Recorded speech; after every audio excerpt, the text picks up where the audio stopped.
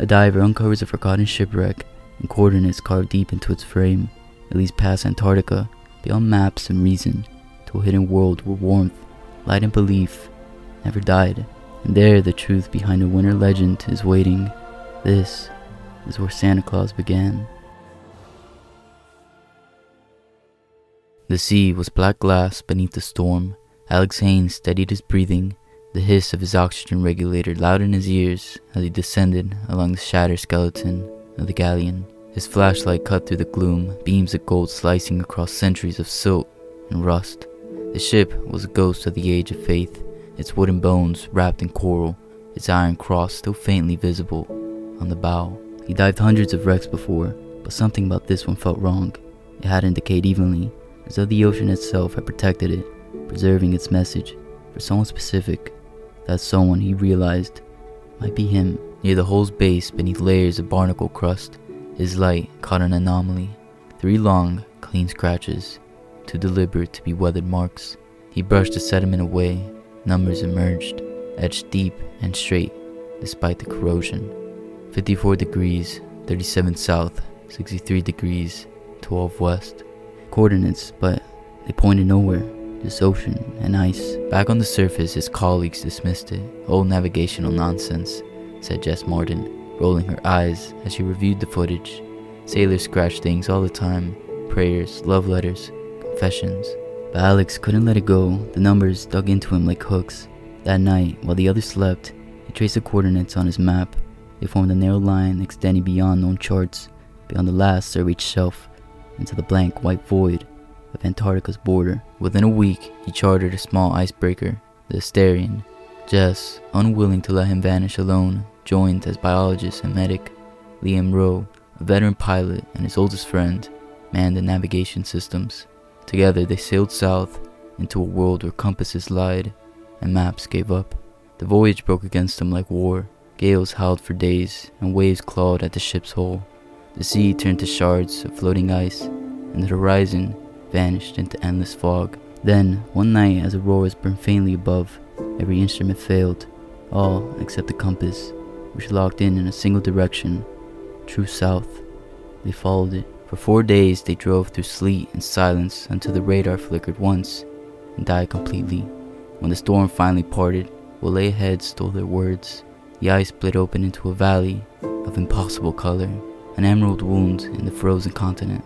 Pines climbed the slopes green and alive, while plumes of mist rose from vents that breathed warm air into the sky. Birds wheeled overhead, their wings flashing gold. They anchored at the valley's mouth, hearts pounding. The first step onto grass felt like trespass against nature itself. The air was soft and fragrant, touched by wood smoke and something sweet, almost like cinnamon. Then Jess froze. Alex, look. Beyond the trees, rooftops shimmered. Wooden halls gleamed with runes of faint gold. Figures moved between them, tall, fur-clad people, carrying lanterns that hovered without oil, their tools singing softly with invisible energy. The villagers watched in silence, unafraid as 3 strangers entered their secret world. Then, one stepped forward, broad-shouldered, his beard streaked with silver, his smile as warm as the valley itself. "I am Nick," he said, his voice deep as winter thunder. "Welcome to our valley." The settlement shimmered like something pulled from a half-remembered dream. Lanterns hung from timber beams carved with runes that glowed softly, their light shifting hues with every breath of wind. Children played beside pools of steaming water, their laughter mingling with the hum of strange devices that floated lazily in the air. Everywhere Alex looked, he saw a seamless blend of craft and wonder, wood and iron, moss and light, all working together as though nature itself had agreed to cooperate. Nick led them to the heart of the village, his boots crunching on frost-tipped grass. "We call this place Harvinger," he said. "Our ancestors found it when the world turned to ice. The mountains guard it, the warmth beneath, it keeps us alive." Jess bent to study the floating motes that drifted around them, their glow reflecting in her goggles. "The dust," she murmured, "it's organic, alive, it's reaching to heat signatures." Nick smiled. "The dust remembers warmth. It follows what lives." As he walked, Alex's camera clicked again and again, though each photograph seemed incapable of capturing the full strangeness before him. The villagers worked in workshops filled with moving gears and wind-spun ornaments, their tools singing as they shaped toys, trinkets, and glowing stones. Jess whispered, half in awe. Their artisans and engineers rolled into one.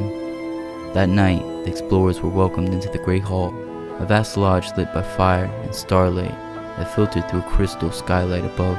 Over mugs of spiced mead, the villagers told stories of the great spark, a celestial wanderer who descended from the heavens long ago, gifting them light that never faded.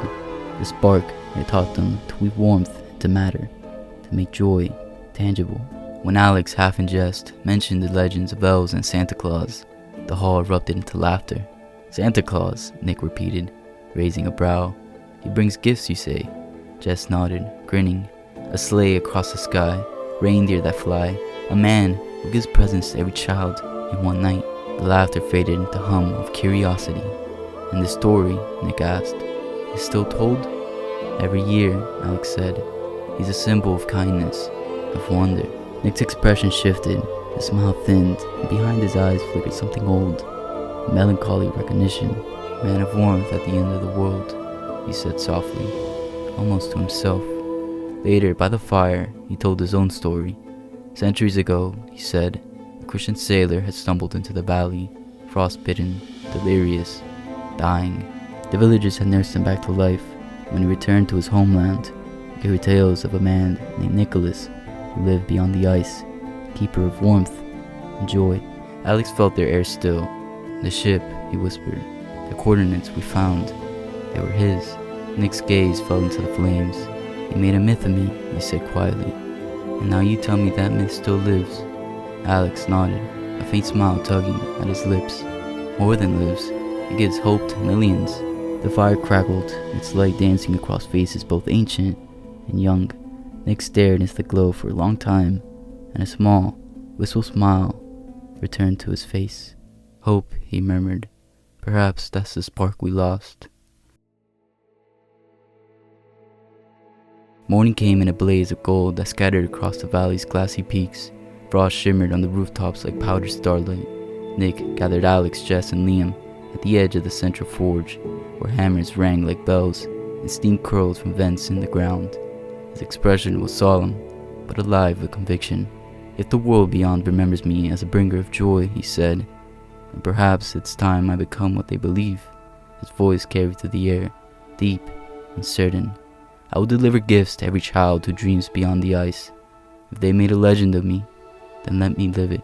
The valley erupted in cheers. The sound echoed through the mountains like music. Nick smiled, humbled by the energy of his people. We have 178 days until midsummer, he declared. When the valley's heart opens again and the path to the outer world aligns, we will be ready. Thus began the grandest project Harbinger had ever seen. Smiths toiled day and night in forges powered by geothermal fire, hammering metals that shimmered like liquid dawn. Artisans carved intricate toys that sang, untouched, dolls that dreamed, and puzzles that solved themselves with laughter. Jess engineered sled runners from a rare mineral she called ice steel, crystals so strong and frictionless they could glide over air itself. Liam tinkered in his workshop, modifying the reindeer harness, magnetic coils, each one humming softly with the power to defy gravity. Alex watched it all through his camera lens, capturing the transformation of myth into motion. It's like watching belief take shape, he murmured to Jess one night, like seeing imagination turn real. In the heart of the great hall, weavers worked under Nick's guidance to craft a bag without end, woven from threads of condensed starlight, its interior folding space upon itself. Every gift placed inside vanished with a faint chime, only to reappear upon command. A bag that holds infinity, Jess whispered. Physics will hate this. Nick laughed. Then let's give it something to envy. Meanwhile, the dust, those drifting motes of light, responded to their purpose, forming shimmering visions in the air. Faces of children from across the world flickered before them, each outlined in red or green hues depending on the kindness of their hearts. Nick spent long nights recording every name, every wish, his eyes glowing faintly with reflected light. As weeks passed, the entire valley seemed to come alive with energy. The trees bloomed in midwinter, the air itself hummed with rhythm. The great spark, the ancient force that had once blessed their ancestors, was awakening again. Nick moved among the people tirelessly, his laughter carrying through the snowfields. He spoke of joy, of giving without expectation, reminding humanity that warmth can still exist even in endless frost. The villagers began calling him Santa in jest, a playful nod to the story the outsiders had built around his name. But soon, the world took root, half reverence, half affection, and in the glow of the valley's eternal twilight, Alex realized what was truly happening. The myth wasn't being reborn through magic or science. It was belief itself, manifesting through purpose. Nick was no longer just a man in a hidden valley. He was becoming the legend the world had already dreamed into existence. The aurora shimmered like liquid fire above the valley, painting the snow in rippling bands of emerald and rose. Inside the great hall, the hearth blazed brighter than ever, its warmth mingling with the faint hum of unseen energy that pulsed through the air. Nick stood before his people and the travelers, his broad figure framed by the dancing light. His eyes reflected it, old, weary, and filled with quiet purpose. "You have worked tirelessly," he began, his voice echoing through the carved rafters. "And before we depart, you should know what truly gives this valley its light." A hush fell over the hall. Even the dust seemed to still, his drifting motes pausing midair. Nick's gaze turned distant. Long before memory, during the last great ice age, my wife and I wandered this frozen earth, searching for warmth. We crossed mountains that devoured men, and seas that turned to glass. When all hope faded, we found this valley, and the being who dwelled here. He paused, eyes glimmering with reverence. It was not our world, it was light itself, a traveler from the stars, drawn to our despair. It called itself no god, only a messenger of joy. It saw what we were, fragile, cold, afraid, and it gave us a gift, a fragment of its essence, the spark that kindles life where there should be none. Jess leaned forward, mesmerized. "You mean, this energy, the warmth, the dust, all born of that spark," Nick said. "We built our lives upon it. When the being's light faded, returning to the heavens, it left us a charge. Never let joy die. So we crafted wonders, celebrated giving, and shared warmth with those who wandered too far into the dark." He smiled faintly, though sorrow lingered in his tone. "But centuries made us weary. Our craft became ritual, our joy routine. We forgot why we created, to inspire, not to impress. And then you came." Alex felt his throat tighten. "Us? You spoke of children who wait for light in the coldest nights," Nick said softly. "Of stories told beside fires, of laughter surviving in the darkest winters. They reminded me of why the spark chose us. You brought back what we had lost." For a long moment none of them spoke. Then Nick raised his cup of steaming mead. "Tonight, we honor the spark. Tomorrow, we honor its promise." They drank in silence, the reflections trembling in the amber liquid. Outside, the reindeer pawed at the snow, their antlers crackling with contained lightning. The sleigh hovered beside them, its crystal runners glowing with stored power, humming softly like a living heart. Jess tightened the final harness, breath foggy in the frosty air. "Everything's ready, Santa." Nick turned, his beard glinting with frost and light. "Then it's time." He reached for the hands of the woman beside him, a figure wrapped in crimson fur, her eyes aglow with quiet mischief. "Or should I say," he murmured with a grin, "Mrs. Claus." She laughed, the sound like chimes on the wind. "You always did love a good entrance, Nicholas." And beyond them, the valley's heart began to beat with the rhythm of stars awakening. The spark was stirring once more. Midnight struck, and the sky ignited. The auroras blazed into ribbons of scarlet and gold, spiraling above the valley as if the heavens themselves had been set aflame. The reindeer reared, their antlers crackling with arcs of starlight. The sleigh, gleaming silver and crimson, rose from the snow in a rush of wind and laughter. Jess gripped the rail beside Alex, eyes wide with disbelief, as the dust coalesced into a shiny tunnel of light before them. Then they leapt. The valley fell away in a heartbeat. The sleigh shot upward through the shimmering vortex, and the stars unfolded like doors swinging open. Space twisted, folded, then expanded. Constellations blurred into rivers of color. Alex felt weightless, as if time itself had forgotten to count. The reindeer soared, hooves dragging sparks across the airless dark. When the sleigh breached the clouds above the world, the night below was alive. Cities glimmered, the constellations turned upside down. Nick steered them effortlessly, his hands glowing faintly on the reins, his laughter booming to the void. "Hold fast," he shouted, eyes bright with the same joy that had lit 1,000 legends. They swept across continents in flashes of light, each time the sleigh dipped toward Earth. Alex caught glimpses of wonder, a child stirring in a candlelight home, as a small package appeared beside the hearth. A sleeping family unaware of the faint jingle outside their window, a town blanketed in fresh snow, just as dawn brushed its rooftops. Jess whispered, "We're riding the current of joy itself." Liam, who had seen every kind of storm, only nodded. "A flight path written in hearts," he murmured. The sleigh moved faster than thought, guided by belief rather than instruments. No wind could touch them, no shadow could follow.